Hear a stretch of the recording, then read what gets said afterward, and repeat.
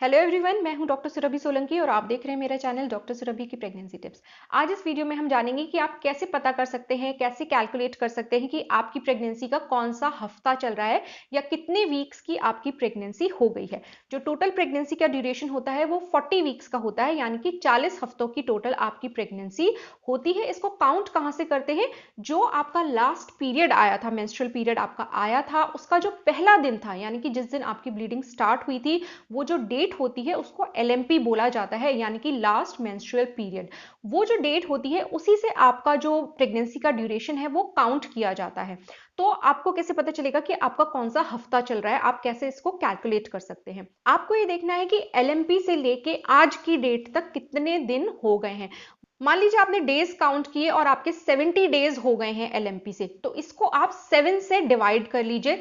70 को 7 से डिवाइड करेंगे तो आपको मिलेगा 10, यानी कि आपके प्रेगनेंसी के 10 हफ्ते पूरे हो गए हैं। 10 वीक्स ऑफ प्रेगनेंसी आपकी हो गई है। उसी तरीके से अगर आप एलएमपी से काउंट करते हैं और अभी तक 49 डेज हुए हैं, तो आप 49 को 7 से डिवाइड कर दीजिए, आपको क्या मिलेगा? 7, यानी कि अभी तक आपके 7 वीक्स ऑफ प्रेगनेंसी हुआ है, 7 हफ्ते आपकी प्रेगनेंसी के हो चुके हैं। तो इस तरीके से आप आसानी से ये पता कर सकते हैं कि आपकी प्रेगनेंसी का कौन सा हफ्ता चल रहा है। एक और इंटरेस्टिंग फैक्ट मैं आपको बता देना चाहती हूँ कि हालांकि हम ये काउंट करते हैं एलएमपी से, आपका हम काउंट करते हैं कि आपकी प्रेगनेंसी के कौन से वीक चल रहे हैं, लेकिन आपकी एक्चुअल प्रेगनेंसी जो होती है वो आपके एलएमपी से स्टार्ट नहीं होती है।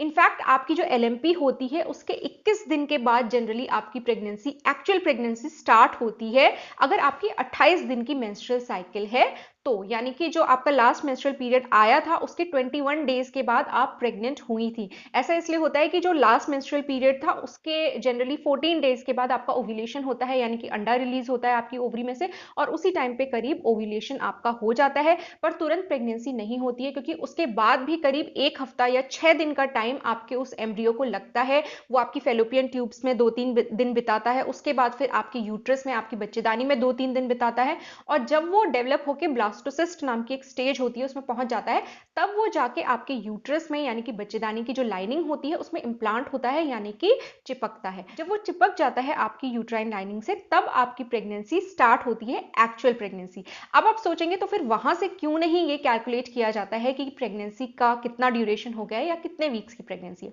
ऐसा इसलिए है कि श्योरिटी के साथ कोई भी महिला या कोई भी डॉक्टर भी आपको नहीं बता सकता है कि आपका ये जो इम्प्लांटेशन था ये कब हुआ, क्योंकि ये डिपेंड करता है कि आपकी जो मेंस्ट्रुअल साइकिल है, आपके जो पीरियड्स का ड्यूरेशन है वो कितना है। अलग अलग महिलाओं में अलग अलग होता है, जैसे किसी में 28 दिन का, किसी में 30 दिन, किसी में 32 दिन, इस तरीके से होता है। साथ ही कई बार ऐसा होता है कि एक ही महिला में जो पीरियड्स होते हैं वो हर बार 28 दिन पर ही नहीं आते हैं। किसी महीने 28 दिन पे आ गए, किसी महीने 30 दिन पे आ गए, किसी महीने 32 दिन पे आ गए। तो इस तरीके से एक फिक्स्ड डेट हम नहीं डिसाइड कर सकते कि किस दिन आपकी प्रेगनेंसी एक्चुअली में स्टार्ट हुई। तो इस प्रॉब्लम को ओवरकम करने के लिए एक डेट जो आपकी ली जाती है, जो फिक्स्ड है, यानी कि जो आपका एलएमपी था, जो आपका लास्ट मेंस्ट्रुअल पीरियड आया था उसका पहला दिन था आपका जब ब्लीडिंग स्टार्ट हुई थी, वो डे फिक्स्ड होता है। तो हमेशा जब भी कैलकुलेट करते हैं प्रेगनेंसी का ड्यूरेशन, प्रेगनेंसी के वीक्स या प्रेगनेंसी के मंथ्स भी, तो वो उसी एक डेट यानी कि आपकी एलएमपी से कैलकुलेट किया जाता है। तो होपफुली जो मैंने आपको इस वीडियो में बताया आपको कुछ यूजफुल लगा होगा, काम का लगा होगा। अगर अच्छा लगा है तो वीडियो को लाइक कीजिए और मेरे चैनल को सब्सक्राइब कीजिए।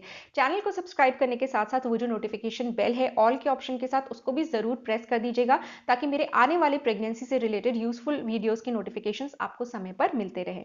मेरे चैनल को सपोर्ट करने का एक और तरीका है, आप वो ब्लू ज्वाइन बटन प्रेस करके चैनल के मेंबर बन सकते हैं। गोल्ड मेंबरशिप ज्यादा एक्सपेंसिव नहीं है, खाली 59 रुपीज पर मंथ उसका चार्ज होता है, तो आप इस तरीके से भी चैनल को सपोर्ट कर सकते हैं।